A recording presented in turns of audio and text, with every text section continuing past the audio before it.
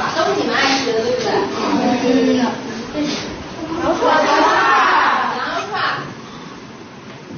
这个是四零帽，新疆人特别喜欢戴的这个四零帽。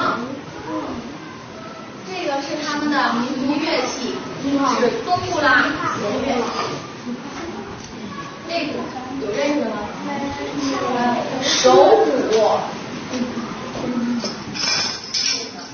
新疆的不是，你看他们的衣服，男孩的衣服是这样的，女孩的衣服是这样的。还有什么？你们最喜欢的新疆的歌舞？大家喜不喜欢新疆啊？喜欢。老师也非常喜欢。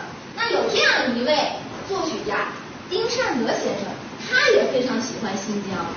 他呢，根据新疆民歌改编了一首钢琴曲，叫《新疆舞曲第2号》。我们今天就来欣赏一下这一首钢琴曲。